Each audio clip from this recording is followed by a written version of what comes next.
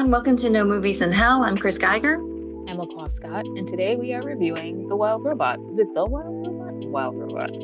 The Wild Robot. The Wild Robot. There's only one. This was so cute. Yes, yeah. Going into the film, like even watching the DreamWorks like opener that they had, I realized that I have not seen any of the DreamWorks films since maybe like Shrek. So I have not seen the Croods or like Madagascar or um oh gosh, what else did they show? Oh, How to Train Your Dragon series. So I was Moana. like, yeah. Mm-mm. All right.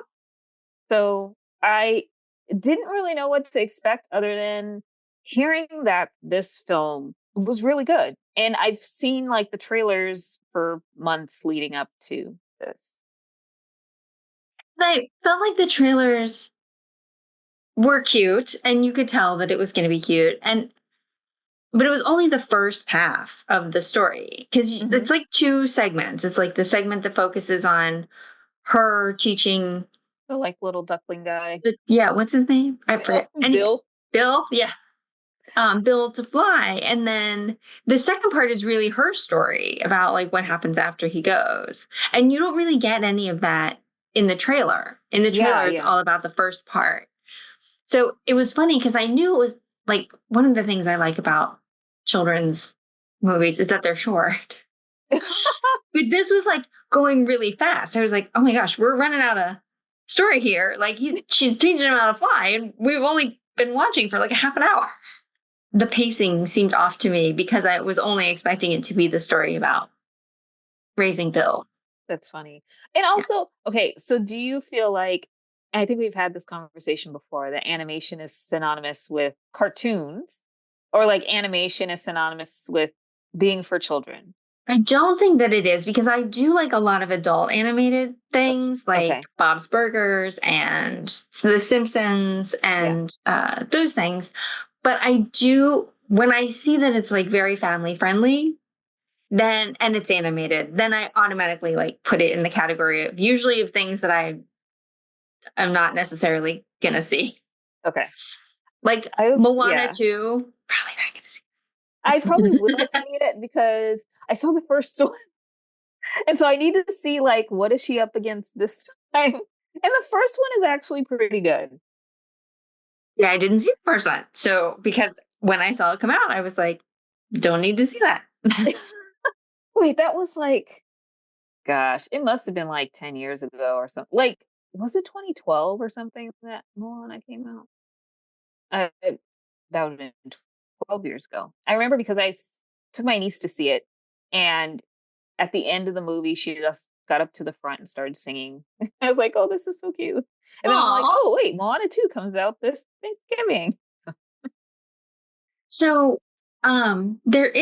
we did see Memoir of a Snail. Okay. Which is stop motion and claymation. When I saw it, it seems family friendly, but it not children, like not for like young children. They're very like dark themes actually in it, like darker than I imagined it would be going in. So there are definitely some animated things that I don't categorize as being for children. Okay. So with this movie, do you think that it was categorized more towards children or kind of neutral? Because I want to say that like there's all adults in this movie. Going in, I definitely thought it was for kids, like a family-friendly movie. Like adults would enjoy certain parts of it, like all of the Disney Pixar movies. Like there are certain things that adults will enjoy, but it's made so that you can take your kids. And so I definitely felt going in that was true. But I also, like, now that I've seen it, I feel like, oh, there's a big component of it that kids aren't going to really get. Like the whole part after Bill learns how to fly, when she's going through her, like, empty nest syndrome. Yeah. Like, I don't know that a lot of, like, young kids are going to be super engaged with that story. Let's go to the slides. So we're pretty close on this. I actually gave it a higher rating than you did for Reader's Choice and Story. You know, going into the film, I didn't have very high expectations. I thought it was going to be very much like robot crash lands on this place and it learns how to adapt and things. So I thought it was okay. I just thought like could it have done a little more? Like I just felt like the ending was kind of like a letdown. Like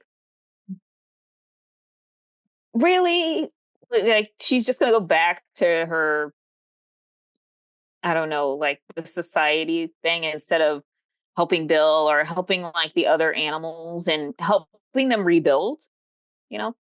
Yeah, I thought it was good. This compared to Wally, I mean Wally was I never saw that movie. oh my gosh. Chris, you gotta see it. Put it on the list.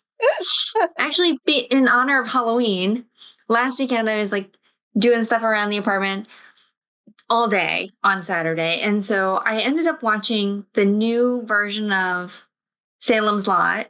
Okay. And then, you know how they suggest, like after, suggested for you, Salem's Lot 1979, which I had already seen like way back in the day, but I was like, okay, I'll just turn that on. So that was on in the background. Then there was Return to Salem's Lot, recommended after I finished that, which I had never heard of before. It's terrible. Is it new? No? Oh. Oh, so it's from like the 70s and they just decided to wow. Early 80s, yeah. Yeah, I heard that the new one is on HBO Max. I haven't seen it yet. I haven't seen the original. So, Yeah. Return to Salem's Lot has an interesting premise going in, but then mhm. like about 20 minutes in, you're like, no. Oh. Oh, that's so terrible. But it was a whole day of Salem's Lot. So a whole day of vampires. What do you have Uh, on your list for Halloween? so Halloween. So lots of Halloween films. I've been intermittently watching, like rewatching holiday films, which a lot of them we have archive of on our YouTube channel, which is great. So I think it's just a matter of like one figuring out what is available on streaming because usually these like because of the holiday season, they put them behind the wall, so you have to end up paying for films. But I know that like Maxxxine is on HBO. I revisited Ready or Not, which is on Netflix, which was interesting to watch, and I really enjoyed the season, and I don't want it to end. It How does about seem you? like there's a lot out right now in terms of, but I feel like this whole year there have been a lot of horror. Yes. Is Yeah. that, do you think, because like during the pandemic, people were like so afraid? And like during war time, they always say like more horror movies get made during wartime. And so maybe during the pandemic, a lot of horror movies Interesting. got made. I think that one, I think horror movies are cheaper to make and they probably don't spend that much time filming them too. Mm. So maybe it's one of those things of after the writer's strike and the director's strike last year, it was easy to just like get stuff done. I don't know. It's interesting because there have always been waves, right? Like I remember in the 90s, like mid 90s, it was the Scream, I Know What You Did Last Summer. It was like the teen horror films. And then in the revival of the screen, but also now you have like your robots or your AI, your robots. And then yeah, during the pandemic there was Malignant, which was fantastic horror film. You had your Pearl X come out. You had your Megan come out. And now recently you had Longlegs, you had Lisa Frankenstein. Um, the Blackening was last year. So yeah, I feel like there's more like horror films have been really consistent. But what's wild is like compared to drama or even comedies, it's not. It's like horror movies and then like Marvel films. Mm. There's a movie coming out. I saw a trailer for it today called These Small Things or Small Things Like These.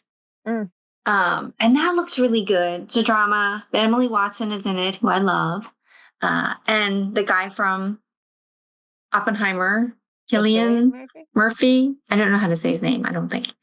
But he's in it. It looks really good. So I can't wait for that to come out, but it's coming out soon. It said November. I was like, how have I not heard anything about this?